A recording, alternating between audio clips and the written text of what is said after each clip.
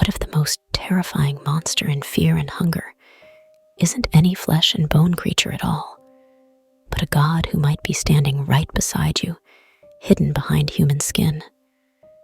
In the twisted world of this horror RPG, one name echoes in blood: Gro-Goroth. This mysterious old god is said to embody destruction and human sacrifice, demanding blood be spilled in his name. Yet there's far more to Gro-Goroth than simple cruelty. He is an enigma shrouded in myth, a being older than time, entwined in the game's deepest lore, and even connected to real-world occult inspirations. Today, we're diving headfirst into all the lore, theories, and secrets surrounding Gro-Goroth. Brace yourself. We'll uncover his origins and duality, his influence on fear and hunger's story, the disturbing cult rituals in his honor, and the possible inspirations from religion, alchemy, and psychology that give him life. By the end, you might just see this gruesome deity in a new light, not just as a final boss or a lore entry, but as a cosmic force reflecting some primordial truth about destruction and rebirth. So turn down the lights, make yourself comfortable, and let's explore the truth behind Gro-Goroth, the god who ushers in new dawns through chaos and blood.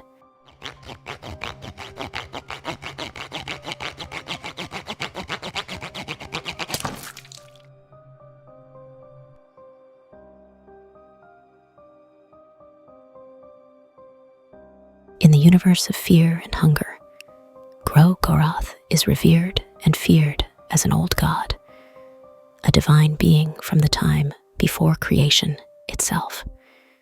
He originates from the mysterious green hue, a plane of existence reserved for the ancient gods. From the moment life began, Gro-Goroth stood as the embodiment of destruction, death, and chaos, inextricably linked to the cycle of life.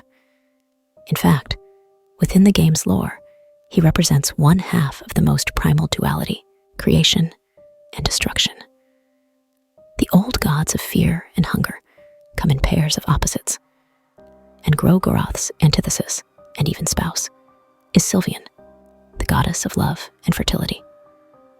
Sylvian created humanity at the dawn of time, bringing life and love into the world. Gro-Goroth, by contrast, brings death and ruin, yet neither can exist without the other.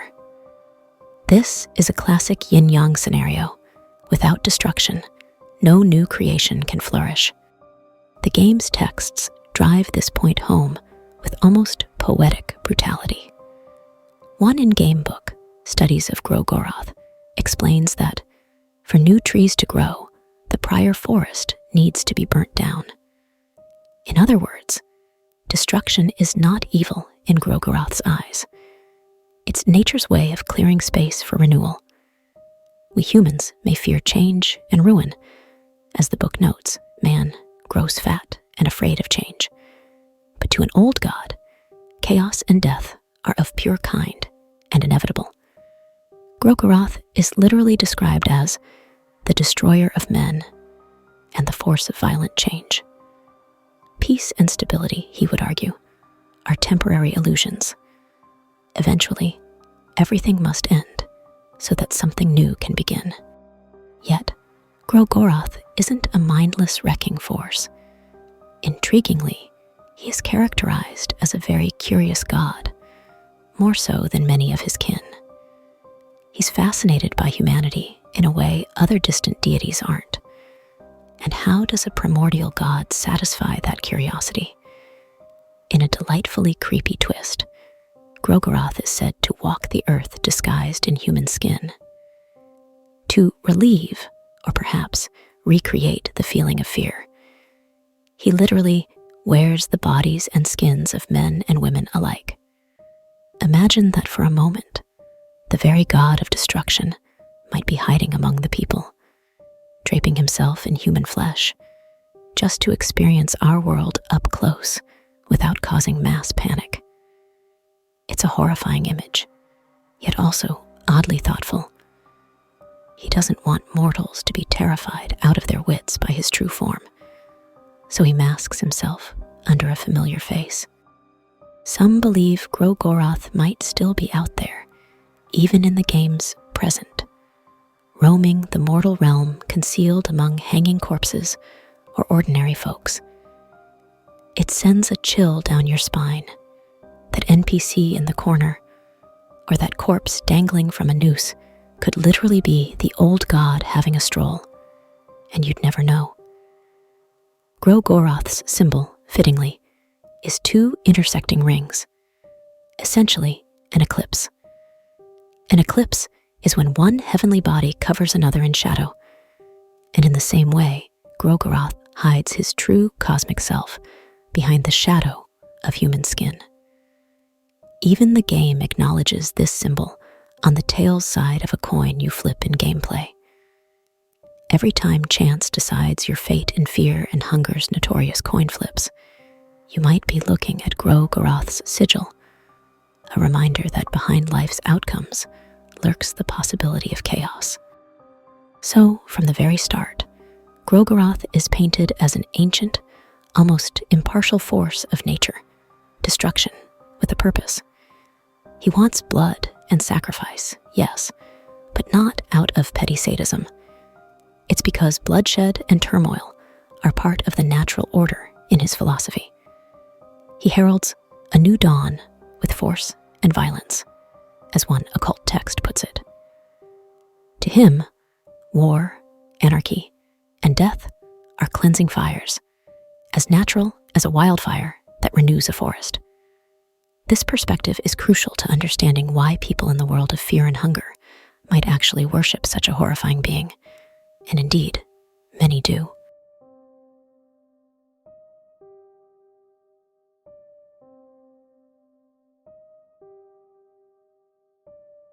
If you've played Fear and Hunger, you know it doesn't shy away from dark, depraved rituals, and many of those trace back to Gro-Goroth. He is literally titled the God of Human Sacrifices, and his followers take that very seriously. Across the games, various cults and characters perform grisly offerings in Gro-Goroth's name to earn his favor. The result is some of the most unsettling moments in the series, moments that make you, the player, feel like you've stumbled into a cult horror film. One notorious example is the Wolf Masks cult deep in the dungeons of Fear and Hunger. Venture far enough into level 6 of the mines, and you'll find a hidden tribe of people wearing wolf masks and fur, engaged in an orgy of cannibalism and self-mutilation. They are literally eating each other alive, and they're happy about it, described as being in a trance of contentment as they gnaw on severed limbs. This shocking feast is actually a ritual honoring Gro-Goroth. By devouring their own and each other's flesh, these cultists pay tribute to the god of destruction in the most visceral way possible. In game mechanics, if the player chooses to join the feast, it restores your party's hunger meter and increases your affinity with Gro-Goroth. Yes, you are literally rewarded for participating in cannibalistic sacrament, the first time with no penalty even. Try it a second time though, and a coin flip decides whether you go insane from the lust of flesh, leading to a game over. It's a grisly illustration of Gro-Goroth's creed: indulge in blood and chaos, and you may gain power, but risk losing your mind and humanity. Beyond the wolf masks, anyone can show devotion to Gro-Goroth by making a human sacrifice at one of his ritual circles. Throughout Fear and Hunger, there are strange asymmetric magic circles. If you draw Gro-Goroth's sigil and sacrifice a party member on one of these altars, you immediately gain affinity with him. It's a stark choice the game offers. Kill one of your own companions deliberately, and in return, Gro-Goroth will bless you. What kind of blessing? typically dark blood magic. Gro-Goroth is credited with gifting mankind the art of blood magic, powerful offensive spells fueled by life essence. Many of the most devastating spells in the game, like Hurting and Black Orb, come from Gro-Goroth's lineage. If you align yourself with him, you can learn to summon brutal forces, explode enemies from inside, fling globes of darkness, even raise undead servants. In Fear and Hunger's world, these are incredible abilities, the kind that can mean the difference between life and death for the player. Is it worth murdering an ally to obtain them? That's the moral quandary Gro-Goroth poses. And indeed, some individuals have taken Gro-Goroth's gift of power to its extreme. The game introduces beings like the Black Witch and the Yellow Mages, who were once human sorcerers, but dove so deep into Gro-Goroth's blood arts that they lost themselves to the darkness. The Black Witch, for example, sacrificed her humanity for Gro-Goroth's power, and the result is a twisted existence. She's incredibly formidable in magic, able to create her own pocket dimension and unleash curses. But physically, she's a fragile husk of a woman. The new gods, more on them later, even refer to the Black Witch as a slave to Gro-Goroth, implying she is utterly in thrall to the Destroyer's will. The same goes for the cabal of Yellow Mages, once merely scholars of the occult, now corrupted, half-crazed wretches, sustained by dark magic.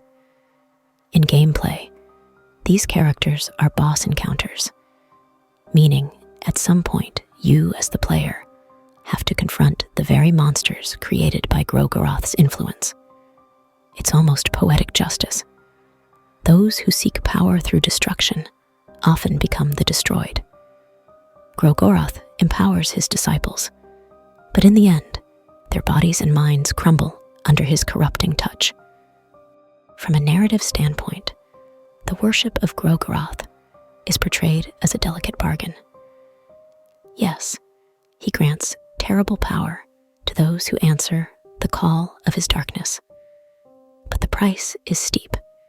You commit atrocious sins and often forfeit your own sanity or life in the process. The game forces you to consider this directly if you attempt a Gro-Goroth run. Many players will refuse to sacrifice party members or eat human flesh because it's just so wrong, even if it makes you stronger. That's a brilliant way Fear and Hunger makes you roleplay your morality.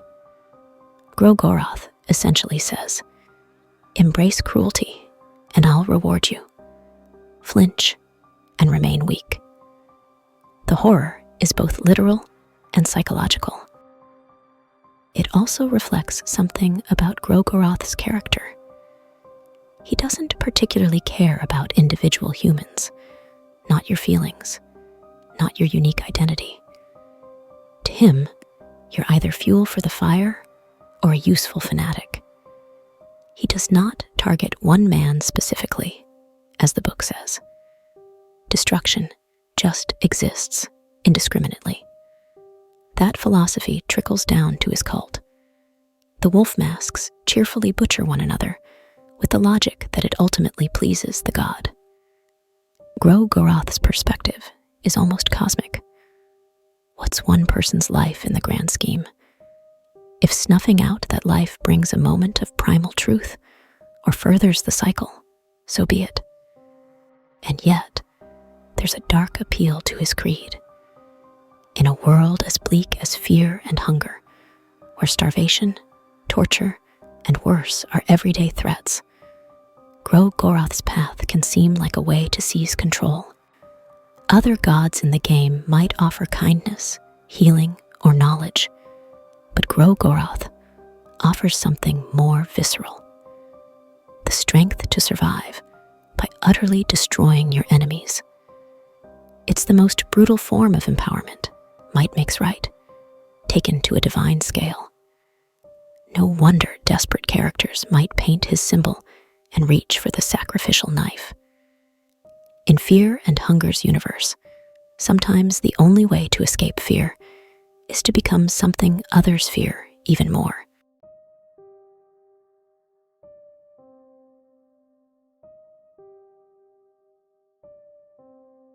While Gro-Goroth's worshippers are busy spilling blood, the god himself is notably absent, at least in the flesh. Unlike some deities, Gro-Goroth doesn't stroll around handing out quests or smiting villages on a whim. In fact, lore suggests he departed the mortal world long ago. Why would a god so fond of carnage step away from the endless war playground that is medieval Earth? Interestingly, the game's lore paints Gro-Goroth and most of the old gods as disillusioned with humanity.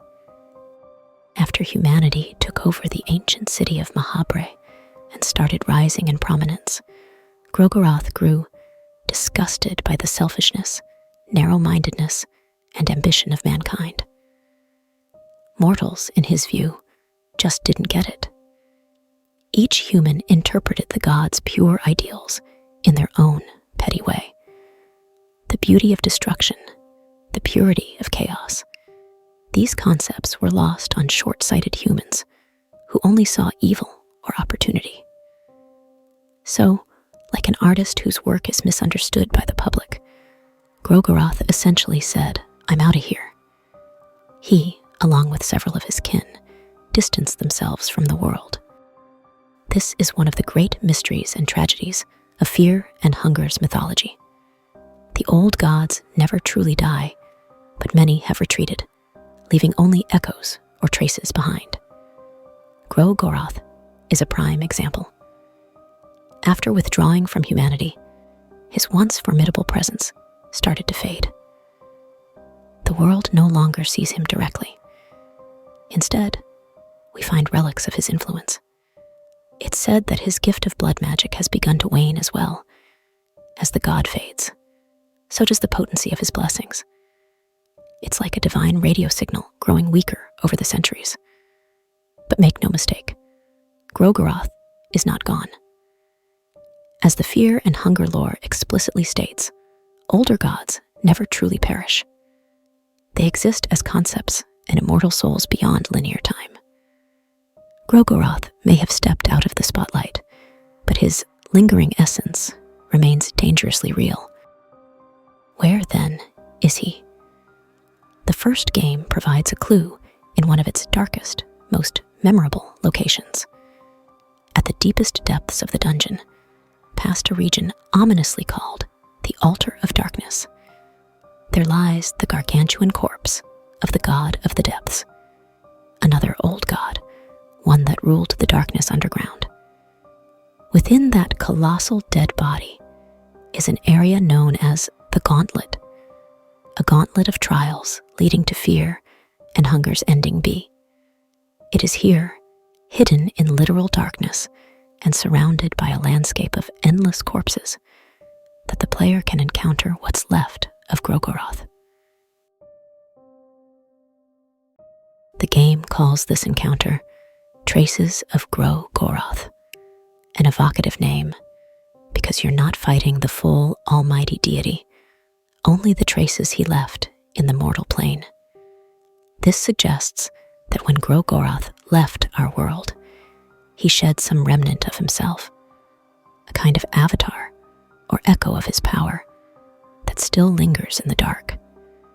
It's very Lovecraftian, the idea that a god can withdraw but not clean up its toxic spill, so to speak.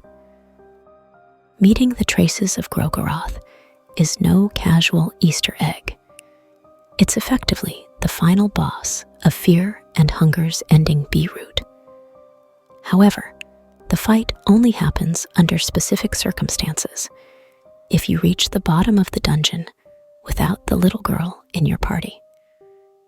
The little girl, we should note, is not an ordinary child.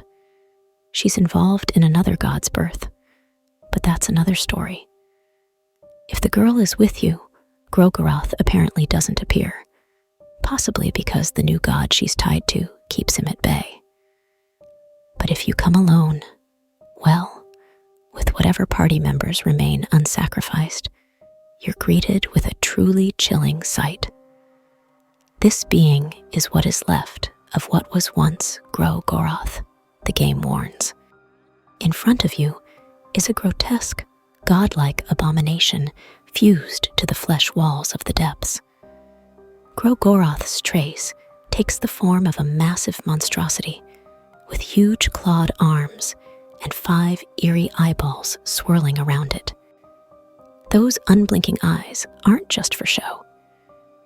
During battle, they can open up and squirt molten liquid at you, burning your party. The creature's claws, meanwhile, can swipe with the claw of a god skill, strong enough to rip limbs clean off your characters. This boss does not mess around. It's essentially a fraction of a god's power unleashed, and it will annihilate the unprepared. The fight begins with a unique attack called Whispers of Gro-Goroth, the disembodied voice of the god muttering curses that cause one party member to be marked for death. A ticking timer until that character simply drops dead from existential dread. How's that for cosmic horror? The old god doesn't just hit you with physical force. He speaks to you, and your heart stops from sheer terror.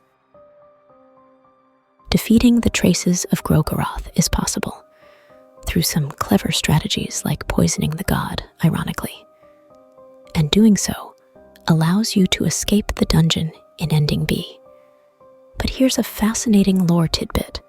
There's evidence that this epic battle actually happened in the game's canon. In Fear and Hunger 2, TERMINA, a familiar character named Nasra appears. A centuries-old talking head. Literally, he's a burnt skull that floats, who was once a powerful mage. If you bring Nasra into the Gro-Goroth battle in the first game, he has a special interaction. He tries to help, yelling something defiant like, "Let's destroy this deity." And Gro-Goroth promptly obliterates Nasra in one hit. Instant karma.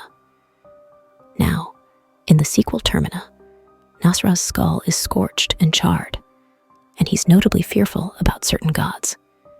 The implication is that Ending B, the confrontation with Gro-Goroth, is canon, meaning at some point the traces of Gro-Goroth were challenged and perhaps dispersed. Nasra's burnt state is basically a battle scar from crossing Gro-Goroth's path. Considering Nasra is an extremely knowledgeable and arrogant being, the fact that Gro-Goroth swatted him like a fly shows just how immeasurably powerful even a fraction of Gro-Goroth is. Nasra's fate also implies that perhaps the main characters, like Enki or others, depending on who you imagine was there, did manage to defeat or survive Gro-Goroth's traces in the story's canon, leading into the events of TERMINA. Of course, being an old god, Gro-Goroth isn't truly dead. You can't really kill a cosmic concept. But perhaps the encounter forced his traces to retreat or lie dormant. What's poignant in all this is that Gro-Goroth only shows up in such a remote, horrific place. Think about it. He used to roam the world freely, inspiring cults, instigating wars, doing his destruction thing. Now he's basically hiding in the corpse of another god at the bottom of the world, only reaching mortals through whispers, symbols, and the occasional possessed cultist. It paints a picture of a waning era. The age of old gods directly intervening is ending. A new age, with new gods and human ascension, is taking over. Gro-Goroth's fading presence is almost melancholic in a way, like a once mighty king in exile. He's disgusted with humans, yet still curious, peeking in from the shadows. He's absent, yet his shadow still influences events, as we saw with blood magic, cults, etc. The ambiguity of his status also fuels fan theories. Is the Traces entity we fought truly gone? Could Gro-Goroth manifest again if conditions were right? Is he secretly guiding events unseen? Fear and hunger leaves these questions tantalizingly open. By the time TERMINA rolls around, we know Gro-Goroth had enough interest to, well, father a child. More on that next. It suggests he isn't entirely done with the mortal realm just yet. Before moving on, it's worth noting a thematic observation. Gro-Goroth's withdrawal, and the idea that humans misinterpreted his ideals, can be seen as a commentary. Humans do tend to misunderstand and co-opt ideas, turning pure concepts like justice or freedom into self-serving crusades. In Fear and Hunger, the concept is destruction for the sake of renewal, but humans warped it into, perhaps, justification for slaughter or power grabs. Gro-Goroth leaving could be compared to a parent disappointed with their children's choices, or a teacher whose lessons were abused. It casts the god of sacrifice in a surprisingly sympathetic light for a moment. You almost want to say, "Hey, it's not all humans that are terrible, come back." But then, you remember the skin wearing and the mass murder cults and think, maybe he has a point about us.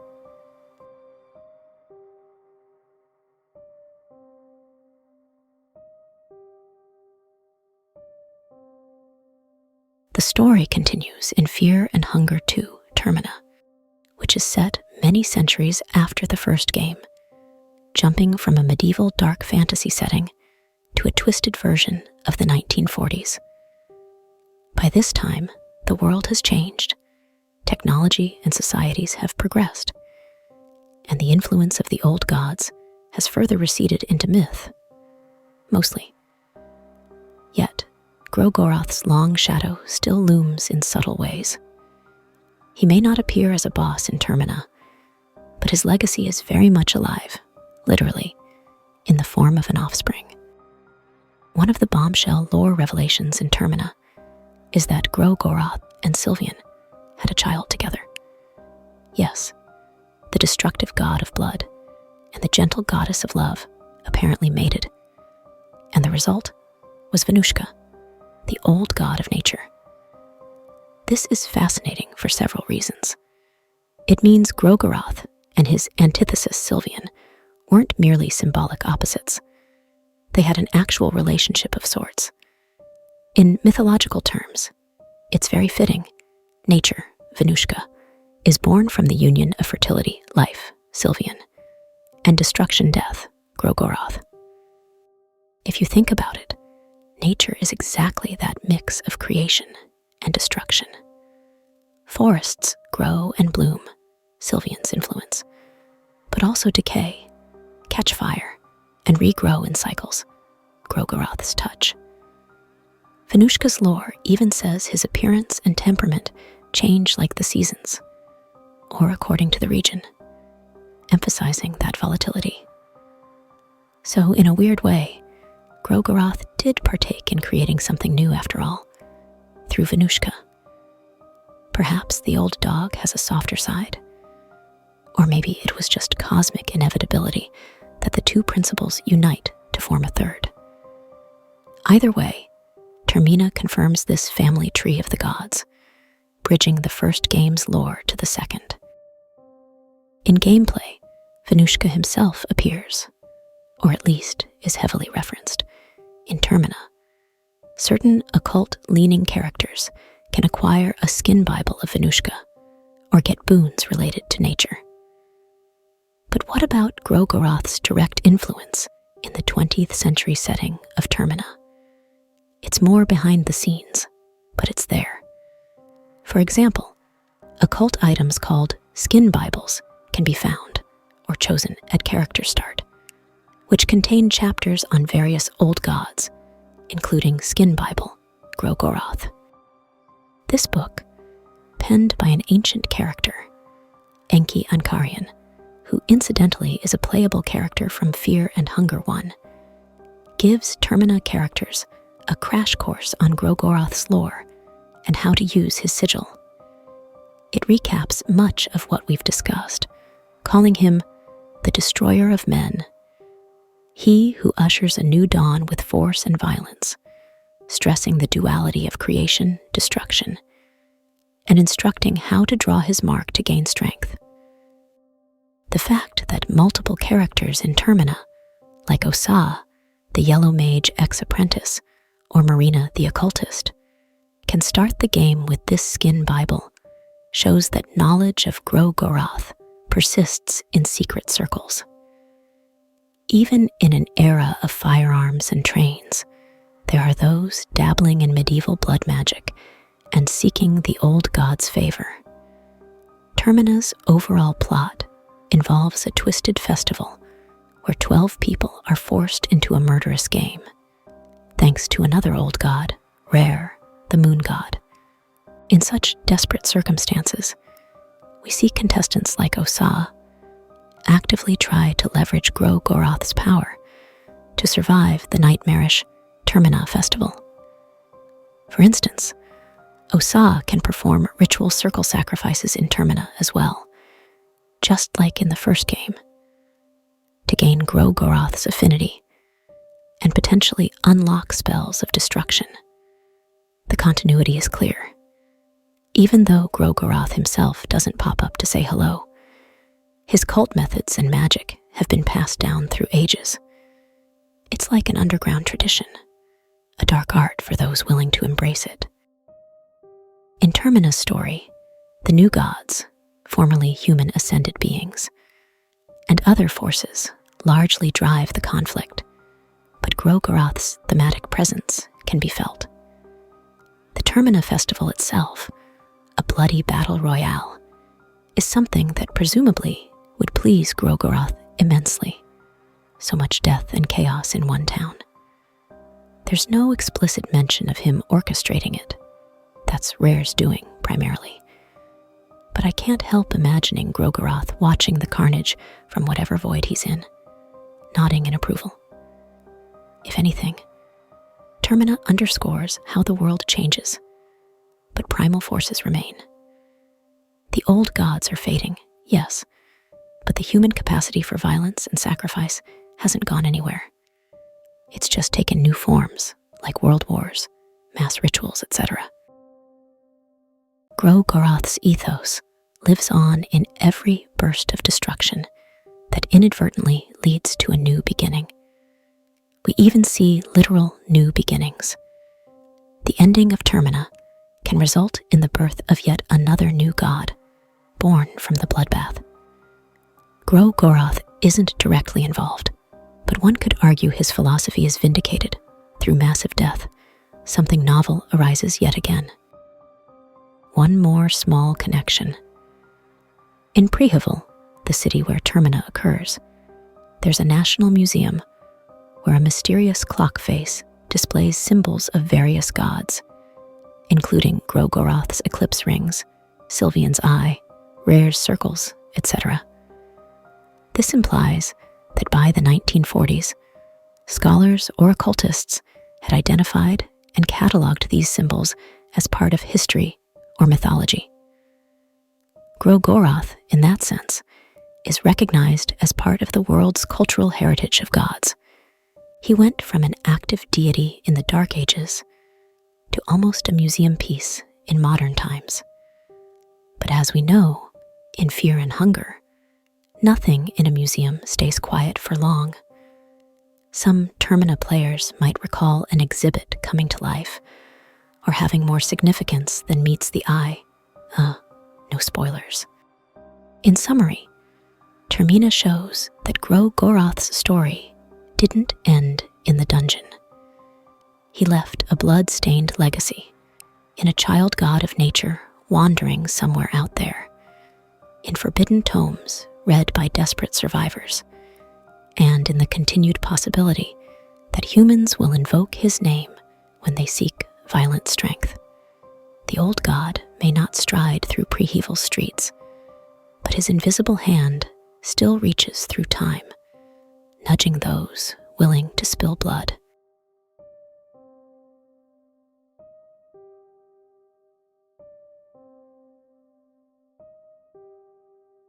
Gro-Goroth is a rich character, not just because of in-game lore, but because of the layers of inspiration and symbolism he carries. The creator of fear and hunger, Miro Havarinen, clearly drew from a variety of sources, mythology, literature, and philosophy, when crafting the old gods. Let's unpack some of the major parallels and influences behind Gro-Goroth and how they enhance our understanding of this dark deity. The very name Gro-Goroth rings a bell for horror literature fans. In fact, the game's trivia outright states Gro-Goroth's name may have been inspired by Gol-Goroth, a Lovecraftian Great Old One. Gol-Goroth, also known as the Forgotten Old One or the God of the Black Stone, was created by Robert E. Howard and mentioned in H.P. Lovecraft's Circle of Stories. In those tales, Gol-Goroth is a dark, toad-like god worshipped by barbaric cults, and it demands blood sacrifices. See the resemblance. Lovecraftian deities are typically ancient, alien intelligences, indifferent to humans, except as playthings or worshippers. Gro-Goroth fits that mold well. Ancient, beyond morality, reachable only through disturbing rites. There's even a Necronomicon in Fear and Hunger, the famous fictional grimoire from Lovecraft's lore. And if you read it in-game, you see a depiction of Gro-Goroth drawn in a maddening style. The Necronomicon page in the game shows an arrangement of symbols. At the top is Gro-Goroth's eclipse symbol, beneath it Sylvian's eye, and other runes below. It's a clear homage to Lovecraft's mythos, implying that Fear and Hunger's old gods are cousins to the likes of Cthulhu's pantheon. This gives Gro-Goroth a nice extra dimension. Players are encouraged to think of him in the same breath as cosmic horrors that drive people insane by mere presence. Indeed, in combat, his whispers basically are an insanity effect, a nod to the idea that humans can't comprehend the old ones without dying or going mad. Beyond Lovecraft, another likely namesake is Gro-Goroth, the desolate plateau in Mordor from the Lord of the Rings. Gro-Goroth in Tolkien's work is a wasteland of ash and volcanoes, essentially the heart of Sauron's realm of evil. The name itself evokes dread. It's quite fitting that Gro-Goroth, god of war and sacrifices, would share a name with a land of unending darkness and fire. It subtly cues us to associate him with ultimate evil. But interestingly, Fear and Hunger then plays with that expectation by showing that from another perspective, he's just fulfilling a natural role, unlike Sauron, who's evil for power's sake. Still, the Lord of the Rings nod firmly, places Gro-Goroth in the Dark Lord camp in our collective consciousness. Gro-Goroth's themes resonate with many mythologies around the world.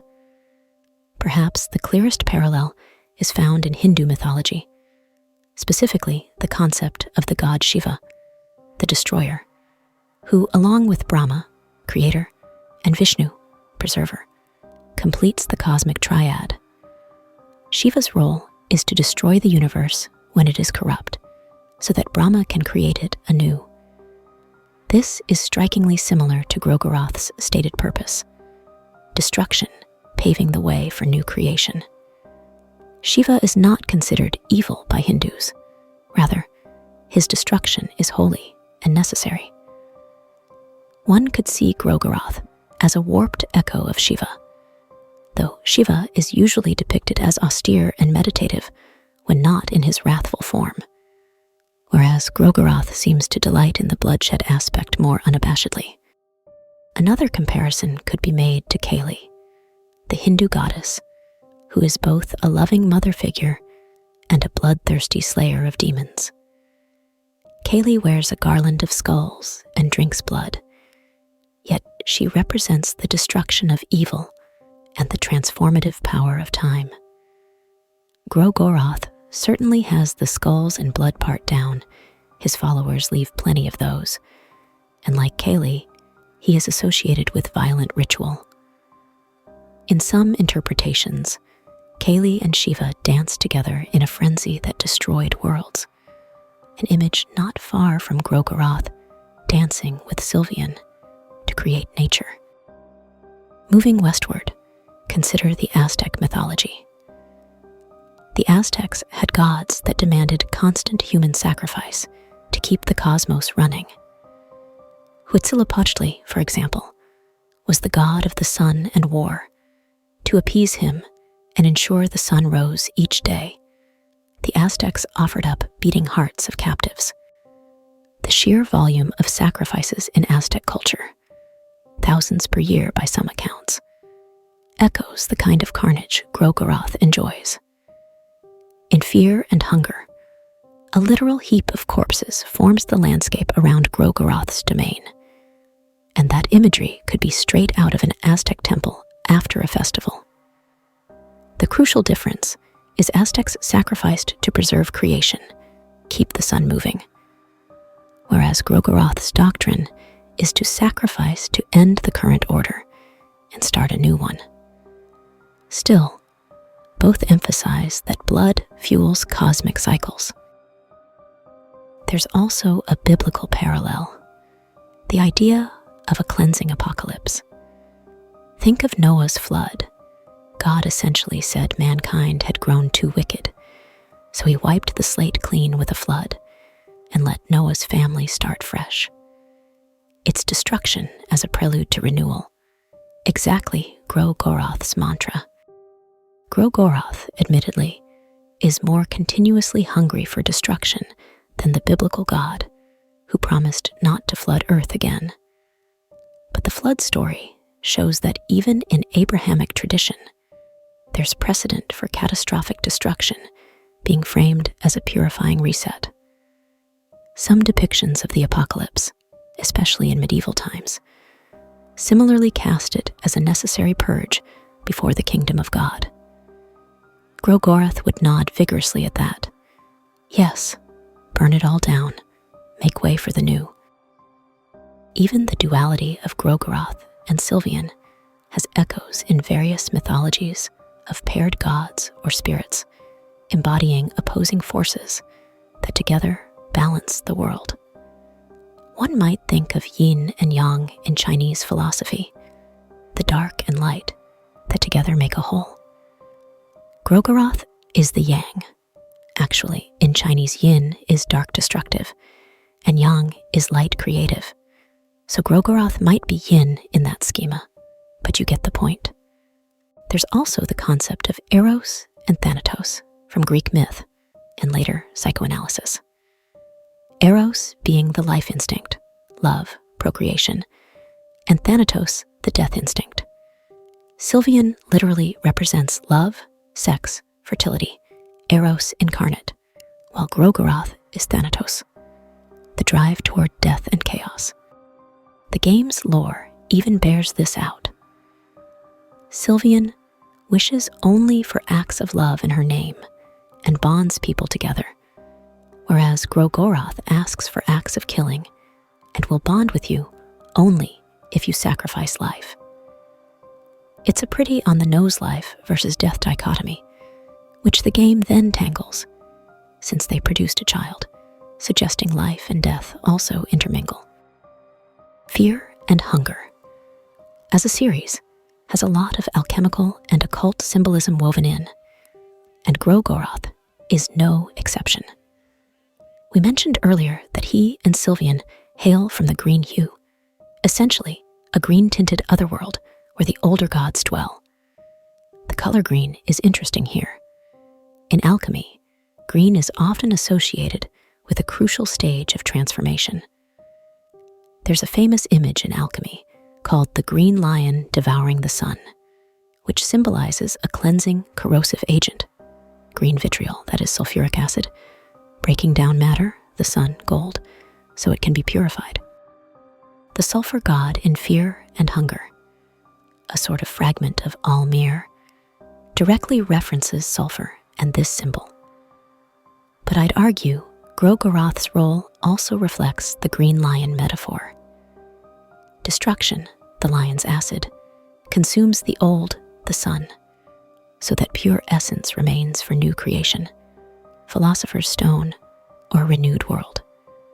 One commenter on a lore discussion even noted how the sulfur god's origins reflect the green lion consuming the sun, where green vitriol purifies matter by destroying it. That imagery of an acidic lion ties into Gro-Goroth's green origins and destructive purity. Also, alchemically, the three heavenly substances are salt, body, mercury, mind, and sulfur, soul. Sulfur corresponds to the soul, spirit, fiery, volatile, transformative.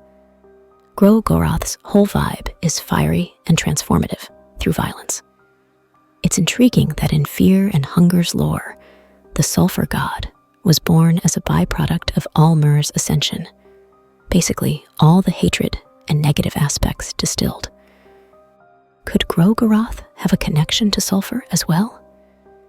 His domain is more blood and chaos than literal sulfur, but the philosophical sulfur, soul, passion, destruction, is definitely in him.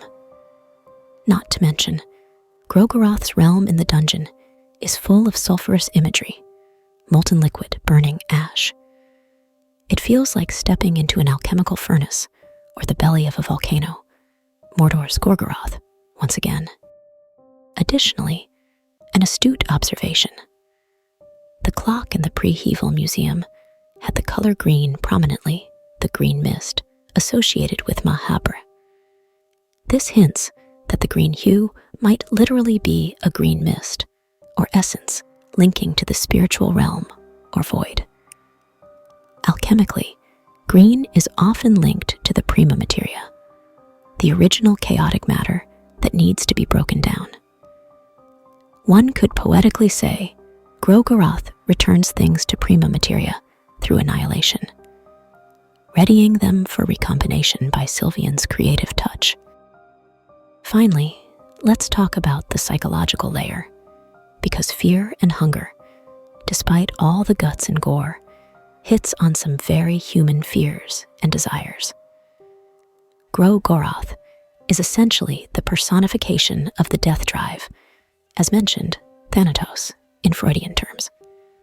Freud proposed that aside from the instinct to survive and seek pleasure, eros, humans have a counter-instinct towards aggression, destruction, and a return to an inorganic state, a death wish. Gro-Goroth couldn't agree more. His entire doctrine is that humans ultimately want and need destruction as much as creation. When you, the player, grapple with the decision to kill a party member for power, you're basically confronting your own Thanatos impulse. Can you commit a destructive act for a promised greater good, or at least personal gain? The uneasy feeling you get in that moment, is the game poking at your psyche? Is there a part of you that finds this alluring, that wants to break the rules, that is tired of trying to preserve everyone and instead burn it all down? It's dark stuff. Not everyone will feel it overtly, but it's there under the surface. Another psychological aspect is fear of change versus acceptance of change. Humans do fear change. We fear death. We fear loss of stability.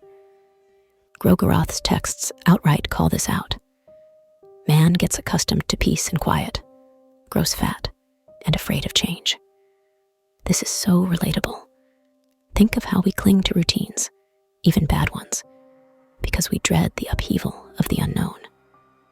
Gro-Goroth's philosophy is almost like a brutal self-help mantra. Change is inevitable. Don't fear it. Embrace the chaos.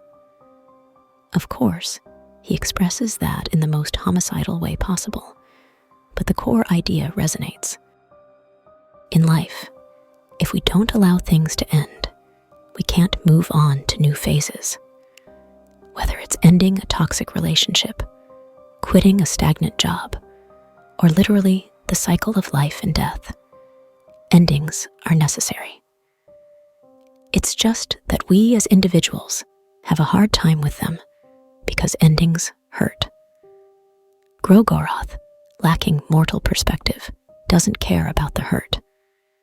But he ironically has a kind of wisdom. There is no need for fear, it just exists. The detached, cosmic view. If you could see the span of eons, you'd recognize that one person's death is nothing personal. It's just nature doing its thing. This reminds me of Eastern philosophies like Buddhism, or even Stoicism, which teach that death and loss are natural, and one shouldn't cling too hard to things. Of course, neither Buddhism nor Stoicism recommends mass murder to prove the point. Gro-Goroth's way is more, let me rip off the band-aid and the limb for you. There's also perhaps commentary on power and corruption. The Black Witch's story, seeking power, losing herself, can reflect how obsessive pursuit of power in real life, political, personal, can hollow someone out. Gro-Goroth could be seen as the embodiment of raw power and violence, and those who devote themselves to those principles often end up shells of who they were. Think of warlords or even workaholics who sacrifice family and health for success, a less bloody but analogous sacrifice. The imagery of wearing human skin to blend in has psychological metaphor too. It suggests that the potential for great destruction could be lurking under any ordinary facade. Everyday people carry a destructive side within them, which society forces us to hide or sublimate. Gro-Goroth, wearing a skin suit, is like the ID, primitive drives, putting on the mask of the ego, civilized behavior. It's a bit of a stretch, but I bet if Freud played fear and hunger, he'd have a field day with that one. Lastly, I can't ignore how Gro-Goroth's presence induces madness and fear, classic cosmic horror. There's a part in the lore that says just being exposed to a true old god's concept can shatter a mortal's mind. In gameplay, if you fail the coin flip during the second wolf mask feast, your character goes insane from the lust of flesh, essentially overwhelmed by Gro-Goroth's influence. This ties to the idea that some truths or experiences are too much for the human psyche. Gro-Goroth represents that too much. He's the uncaring universe, the abyss that if you gaze into it, it gazes back and you break. Fear and hunger quietly asks, how far will you go into that abyss? And will you ever be the same if you harness its power? It's a psychological question, every bit as much as a lore one.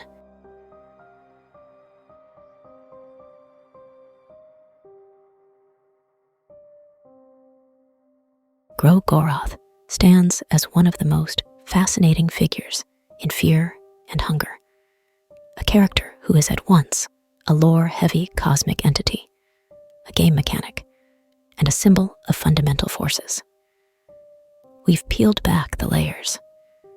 From his in-game biography as the old god of destruction who must spill blood for new life to grow, to the gruesome cults and rituals performed in his honor, often right under the player's control. We followed his trail from the depths of the dungeons, where only the traces of an exiled god remained, raging against the dying of the light, to the outskirts of modern society in TERMINA, where his dark teachings still whisper to those who seek violent strength.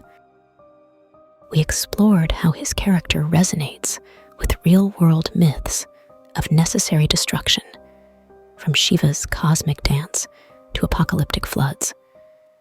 how his very name and portrayal nod to Lovecraftian horrors and Tolkienian landscapes of doom, and even how his philosophy touches on psychological truths about our fear of change and our dual drives toward life and death.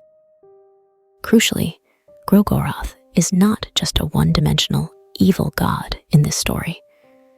He's an idea, the idea that destruction is natural, even beautiful in its own terrifying way. He forces the game's characters, and us by proxy, to consider the unthinkable, that sometimes to achieve salvation or progress, something or someone must be sacrificed. It's a moral tightrope with no easy answer. Fear and hunger doesn't judge you outright for embracing Gro-Goroth's path, but it does show you the consequences, and they're rarely pretty. In that way, Gro-Goroth almost serves as the game's dark mirror. How far into darkness will you go to escape fear and hunger? Many players finish the game with some sense of relief that they avoided the worst atrocities. Others might experiment with the evil route and come away feeling a bit dirty, which is exactly the intended effect. Either way, Gro-Goroth has done his job. He's made you think about destruction and its role. In the end, Gro-Goroth remains an enigma. Is he truly gone, or merely waiting for humanity to destroy itself, something he might view with grim satisfaction? His symbol, an eclipse, suggests a cycle. The sun is blotted out, but only for a time. In an eclipse, light and warmth return once the shadow passes. Perhaps one day, when a new epic requires it, Gro-Goroth's shadow will pass over the world again for a grand purging. Until then, his legacy persists in whispers, rituals, and that uneasy feeling that behind the veil of reality, destruction itself is watching. The next time you venture into fear and hunger's halls, and you come across a bloody ritual circle or a mass grave of sacrifices, pause for a moment. Feel the weight of what it means. That tinge of dread and curiosity you feel, that's Gro-Goroth, laughing softly from the darkness, inviting you to embrace the inevitable. And whether you recoil in horror or step forward into the bloodbath, well, that choice is yours, as it has always been, since the beginning of time and to its fiery end.